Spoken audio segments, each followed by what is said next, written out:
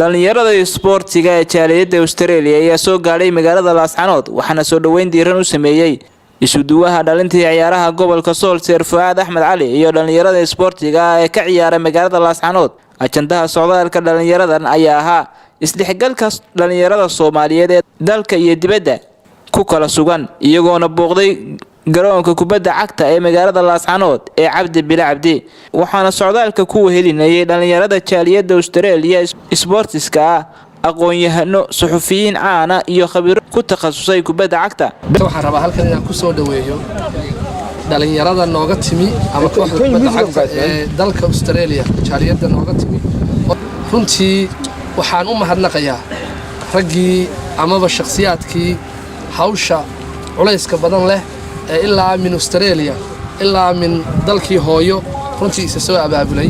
waxaan leeyahay marka koowaad iyo marka labaadba ku soo dhawaada hoygii sportiska ee magaalada Laascanood. run ahaantii markaan aado hoyga sportiska Laascanood waxa ay caan ku tahay sportiska ama ciyaaraha oo ilaa min zaman ay ahayd gobol qani ku ah ciyaaraha sida ciyaaraha fudud iyo ciyaaraha kaleba. waxaynu ognahay halyeygii weynaa ee Cabdi Bila Cabdi ummadda afka Soomaaliya ku hadasho dhanba la oran karo isagunba ama wax magaca ku keenay bilad jira in ay halkan tahay hoygiisii garoonkana uu yahay garoonkii Cabdi Bila Cabdi oo maanta la jaan qaaday qarniga 21aad la jaan qaaday wadamada horumaray la jaan qaaday wadamadii aad ka timaadeen ee Australia iyo goboladii kale Sydney iyo Melbourne iyo magaalooyinkii waaweyn ee caanka ahaa ee aad ka timaadeen. waxaanu jecelnahay dhalinyarada reer Melbourne ama Australia oo dhan aan isku wada dareen in sanad kasta na soo booqataan oo sanadada dambe garoonkana isugu jiri doona ciyaaraha fudud iyo ciyaaraha kubadda cagtaba aad runtii halkan nagala soo qayb gashaan. aad iyo aad baan mar koowaad iyo mar saddexaadba ka maamul ahaan heer gobol iyo heer degmo barasaabka gobolka meeyarka degmada Laascanood iyo gabi ahaan wasiiradii ka shaqeeyay ama nagu dhiirigeliyay ama suurtageliyay maanta inay Laascanood noqoto garoomada caalamka la jaan qaaday. runtii aad iyo aad anoo afkoodii ku hadlaya ayaan mar labaad iyo mar afraad iyo mar saddexaad idinku soo dhaweynayaa. waxaan intaa ku darayaa oo runtii aan ku darsanayaa annagu ka Laascanood ahaan haddii magaalada Boorame ay caan ku noqotay hoygii waxbarashada ama tacliinta tanna waxay caan ku tahay hoygii sportiska iyo ciyaaraha inaad nagu xasuusan doontaan.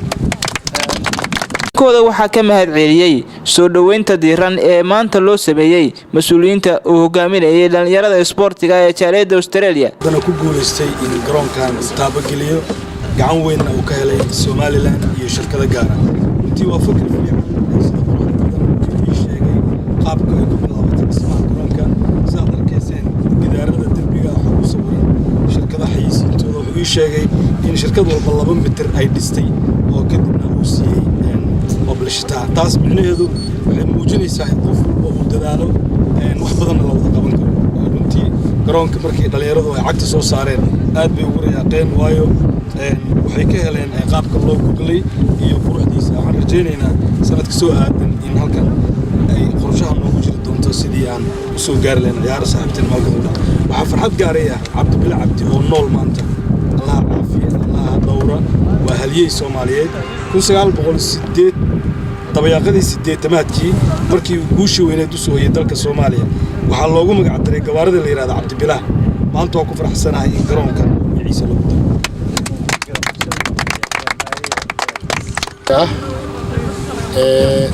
waxaan ku sugannahay garoonkii weynaa ee loogu magac daray halyeygii inta af Soomaaliya ku hadasha magaca u soo hooyay Cabdi Bila Cabdi oo qof walba oo sports ama qof walba macnaha af Soomaaliga ku hadla ama Soomaali macnaha sheegtaba in uu yahay ninka kaliya ee ugu caansan ee soo maray waddankeena.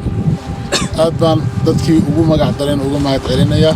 waxaan halkan ugu mahad celinayaa dhammaan maamulka sportska Somaliland gabi ahaan oo casuumaad macnaha ilaa heer qaran noo fidiyay.